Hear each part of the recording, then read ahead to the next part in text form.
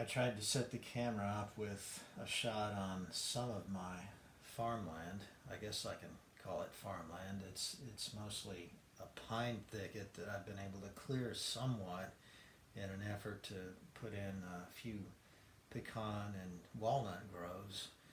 Uh, it's beautiful out here. It's wild. It's a struggle, but um, it it's one of the things that makes me think about God, and that's why I wanted this setting. I even thought about going outside to film this particular video, but I'm stopped up because there's so much ragweed in the air. So nature can be beautiful and also merciless. So I'm indoors today. I have already done a couple of videos where I represented Immanuel Kant's case for why we can neither prove the existence of God nor disprove it by using human reason alone. Now, Kant was talking, of course, about logic, about um, understanding based on uh, basic, you could say almost mathematical principles, the axioms at the foundation of our understanding. And we talked about the antinomies and how those are mutually contradictory if you track them all the way down to the foundation. That's very interesting stuff, but I feel that it's a mistake to contrast too sharply between reason and feeling. And that's a large part of what this video is going to be about. I don't think that feeling is irrational. It's not logical, but a lot of times, if you have a feeling, for instance, that somebody's just not trustworthy, and you're asked, well, why did you suspect him? I just had a bad feeling. Well, if you really considered it a long time, you could say, well, he keeps bad company. I know that guy that he hangs around with is untrustworthy. I heard him whispering at the wrong moment.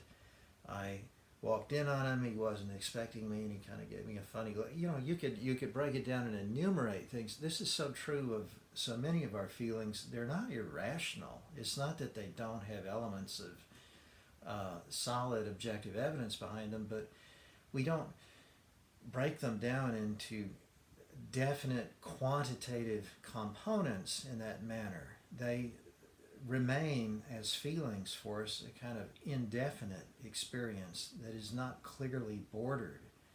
The word affective is not one that somebody like Kant would use, but it's one that's been in pretty frequent use in our time.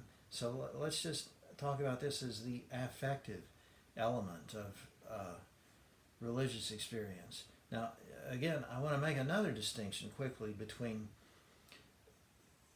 the affective and what was called the charismatic as I was growing up. Charismatic responses to experience tend to be sort of just over the top religious emoting. I'll give you another example, and this is something that's a real example, unfortunately. It had to do with a baby, an unborn baby, and we were hoping that baby would live. It was in big trouble. And I remember going for a walk just to sort of get away from the situation. It was a cool, clear evening. The evening star, Venus, was looking all sort of green gold as it does.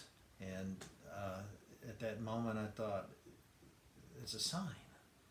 It's God telling me that everything's going to be all right. I felt such peace when I looked up into the western sky and saw Venus there. And the baby died. What do you do with experiences like that, where you feel something higher is speaking to you, and you interpret it as a ground of optimism, and it doesn't turn out that. Of course, I know that could be spun to mean, well, God's taking the little one to be with him. All right, I don't want to get into that tennis match of how we interpret good and bad. I'm talking about feelings that have a kind of objectivity to them. And specifically, if I better keep to my notes here, I'm going to run out of time. I'm not going to talk about art yet. I'd like to do a different video to deal with art, but this is related to art. And in fact, nature is the first thing and the most fertile source of this kind of feeling. Nature, well, I was just mentioning, looking up at Venus.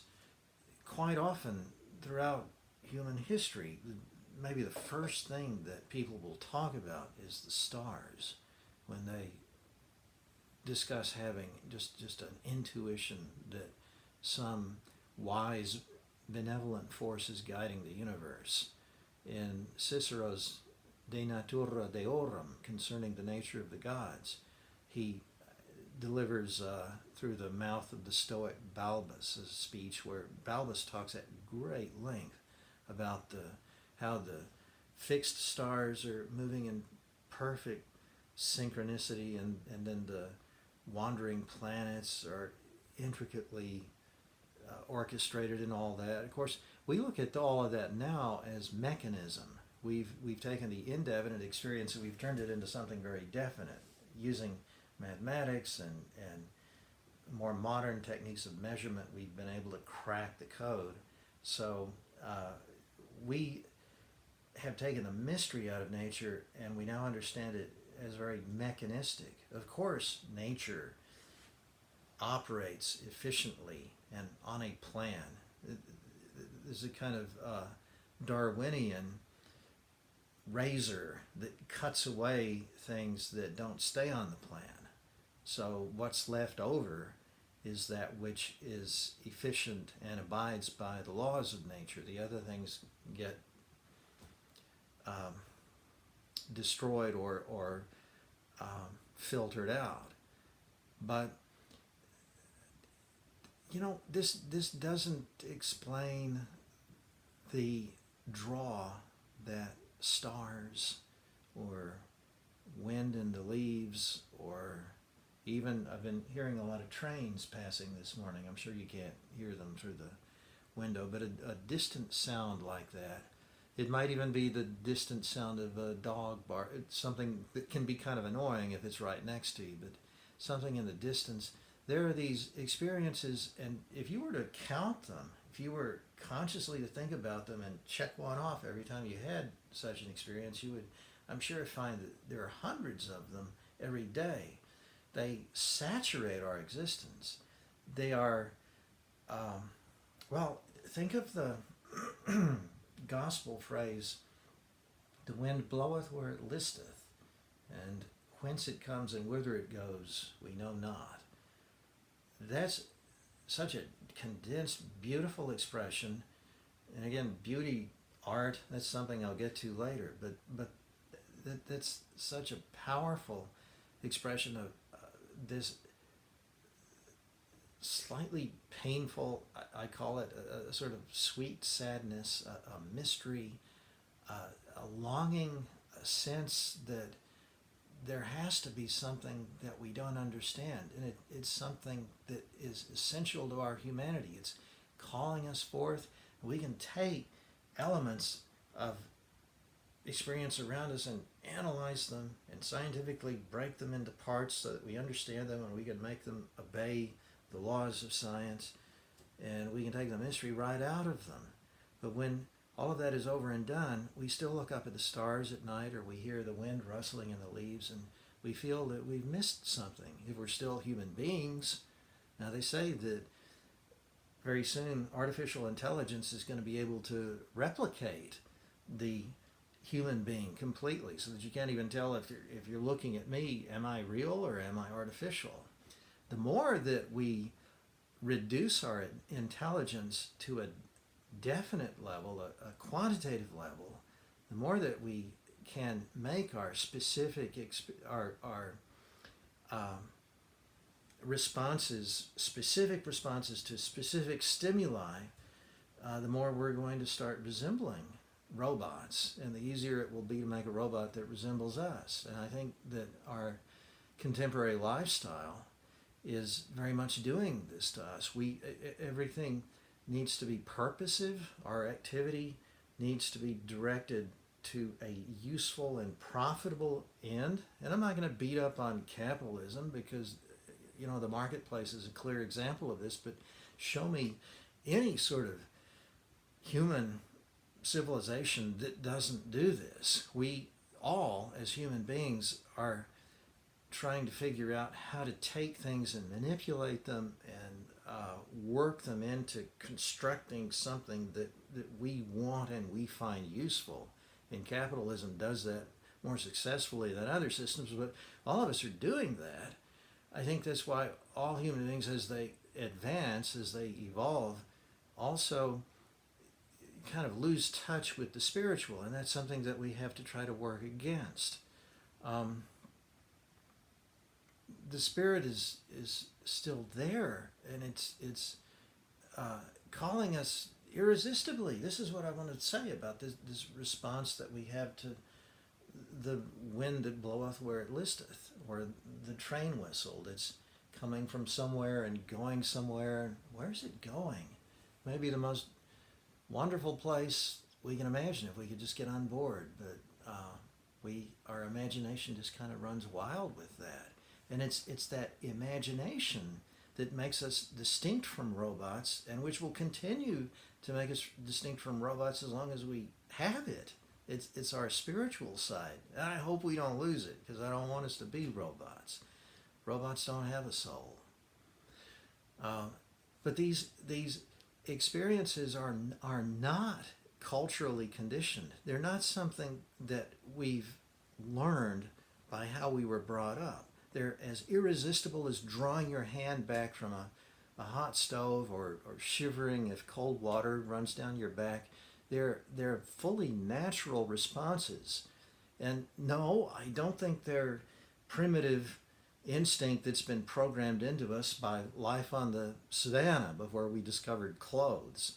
I don't see how a higher primate would be advantaged by being able to sort of dream when he hears a rustle in the grass. He's going to be the first one to die out, because he should know that could be a leopard. And instead he's thinking, oh, listen to the wind. That makes me think of something beyond this life. And he's gone. That doesn't make any sense. This is so popular to explain these spiritual motives within us as, oh, that's just something that's buried way, way back in our DNA, and it used to be useful, and now we're not sure where it came from. No, that doesn't explain. This is something that, to me, we'll always have all kinds of material explanations, because ultimately it is inexplicable materially. So you can throw any sort of explanation you want at it, but at the end of the day, you're left with this quintessentially human calling, this almost whispering. I'd call it God whispering in your ear. And it happens, as I say, hundreds of times a day, that something just sort of stops you, and you think, well, all these people are so busy. They're all rushing. Where are they going? What do they hope to get from it? Are they going to be happy? Really? We don't have forever on this earth. The sun is beating down on it all, and those white clouds are passing over the sky, and I really wonder what it's all about. I don't think all these busy people have figured it out. You have those experiences. I don't care if you're a nuclear physicist. I know you have. We all have them. We may not want to spend any time with them because they're wasting our time and they're not making us money, but they're making us human. And I think that God is calling us, whispering to us through those experiences.